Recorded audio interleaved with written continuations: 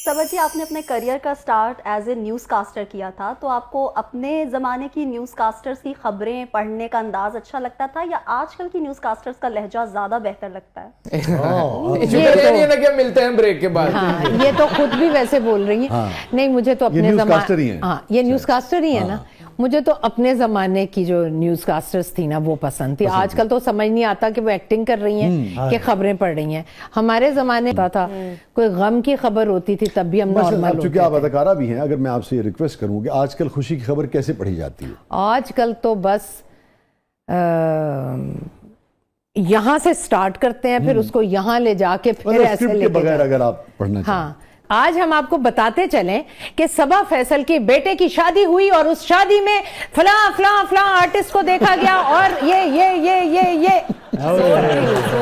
तो पता नहीं कहाँ लेके जाते हैं, कहाँ।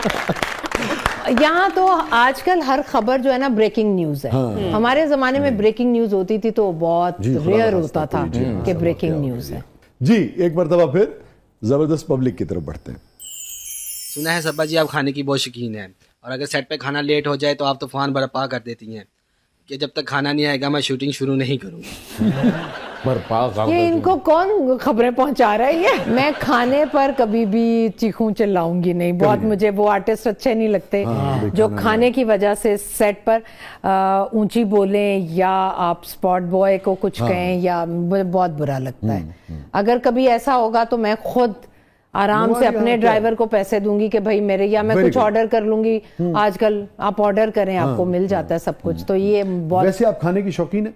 मैं अच्छे खाने की शौकीन हूँ, मतलब ज्यादा मिकदार में नहीं ज्यादा मिकदार में, लेकिन अच्छे खाने की शौकीन। जायका जो है, हाँ जायका, क्योंकि मैं बनाती बहुत अच्छा हूँ तो मुझे खाने में भी जायका चाहिए। आपको क्या चीज आपके हाथ की सबसे ज्यादा पसंद है?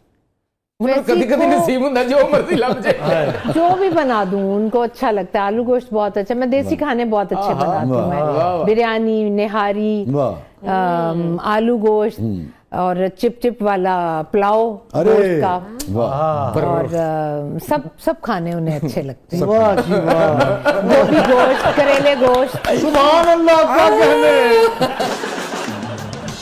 हो जाओ खाना से कराची आना पड़ेगा।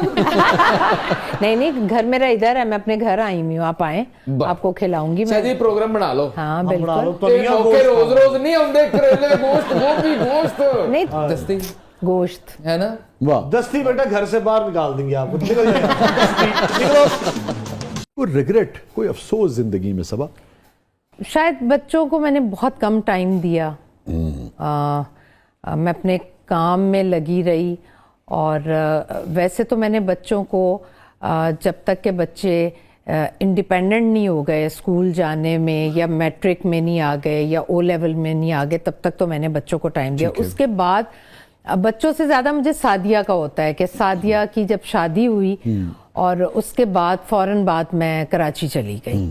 और वो जो एक लड़की का होता है ना, होता है कि एडजस्ट होना है, हाँ, नया रिश्ता और है। वो शादी के बाद घर आती है, उसके नाज नखरे उठाए जाते हैं, वो मैंने बहुत मिस किया। लोग तो समझते हैं ना कि जी बड़ा नाम है, किस चीज़ की कमी है, जैसे लोग, लेकिन हम लोगों के पास हमारे दिलों में ना बहुत चीज़ों की ये जो एक रह जाती है, कसक रह जाती है ना, वो है।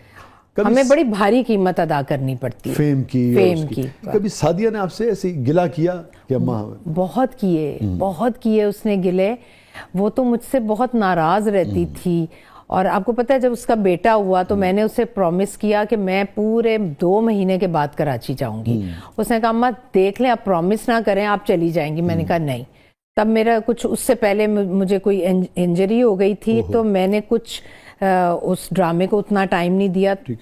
जिस दिन उसका बेटा पैदा हुआ दूसरे दिन मुझे कॉल आ गई कि वो तो ऑनियर है, तो आपको आना पड़ेगा। ये अब मैं इतना घबरा रही थी, और मैंने किस तरह सादिया को बताया और उसने किस तरह सुना, और उसकी मुझे आंखें आज भी याद हैं। उसकी आंखों में एक बात थी, अम्मा मैंने आपसे पहले कहा था कि आप नहीं रुकेंगी और आप जा रही हैं। तो मैं कहती थी मैं आपको कैसे बताऊं, ये मेरी मजबूरी है, कमिटमेंट है। और मैं चली गई। मैंने उसको 7 नौकर रख के दिए, 7 को साथ खड़ा करके ना वो मुझे तस्वीर भेजती थी उधर, और नीचे लिखती थी ये 7 भी आपकी कमी पूरा नहीं कर सकती। तो मैं ना बस रोती थी, और लेकिन मैं उसे कुछ कह भी नहीं पाती थी। कोई ऐसी बात, कोई ऐसी चीज़ माजी में जो आप शेयर करना चाहें जिस पर ज़मीर मलामत करता हो कि यार ये सबा नहीं होना चाहिए था, ज़िंदगी में हो गया? हाँ, बस यही जो सोशल मीडिया पर आजकल जो शोर है ना, लेकिन मैं ये हमेशा कहती हूँ कि मुझे कुछ नहीं बोलना चाहिए था। तो ये मैं वो आपको लगता समझती है हूँ कि कि गलती ये मुझसे गलती हुई है। कोई ख्वाब सबा, इतना कुछ आपने ज़िंदगी में अचीव किया, और पैसा भी है, शोहरत भी है, नेकनामी भी है, और सोशल मीडिया की शोहरत भी वो तो है, सब कुछ ही अचीव कर लिया अल्हम्दुलिल्लाह। आपने। तो ना कोई ऐसा ख्वाब जो आपको लगता है कि यार अब उसकी उम्र गुजर गई, अब नहीं पूरा हो सकता?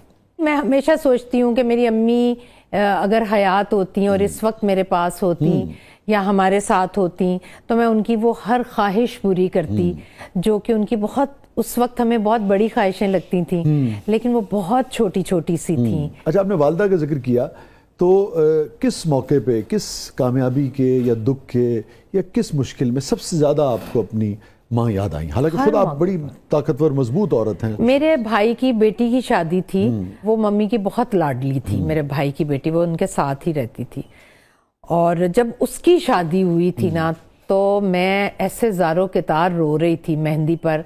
मुझे लगता था मेरी अम्मी होती, ये सबसे पहले सोफे पर वो बैठी होती और सबसे ज़्यादा वो लाड उठा रही होती हैं अक्सा के। तो उस वक्त मम्मी बहुत याद आई, लेकिन मम्मी कभी भूली नहीं, मम्मी हमेशा याद आती हैं। मुड़ के देखें तो सबसे पुरमुसरत लम्हा सबा फैसल की ज़िंदगी में क्या है? सलमान की शादी हुई, मेरे आपके बेटे साहबजादे, की, ठीक है। बड़े बेटे की शादी हुई, तो ज़िंदगी का बहुत। ये पहली शादी थी आपके घर में? जी जी, नहीं, दूसरी शादी की पहले करते। बेटी की शादी होती है तो एक उदासी होती है कि वो चली जाएगी घर छोड़कर। जब बेटे की शादी हुई तो मुझे लगा कि ये तो अब एक रुतबा ही और हो गया। और आपकी जिंदगी का सबसे जज्बाती मोमेंट जो उदास कर देता हो, अभी भी तन्हाई में सबसे गमगीन कर देता हो? मम्मी, उनका जाना। Always mummy. और मैं पता है सबके सामने कभी रो भी नहीं सकती हूँ। मैं मम्मी को याद करके अगर मेरी आंखों में आंसू भी आते हैं ना, तो अकेले में। बस मम्मी की वजह से ही हमेशा एक बहुत खला लगा अपनी जिंदगी में। आखिरी मुकालमा क्या हुआ आपका अपनी वालदा से? मम्मी को मैं अपनी भाभी के साथ नहलाया करती थी, व्हील चेयर पर बाथरूम ले जाते थे, उन्हें नहलाते थे।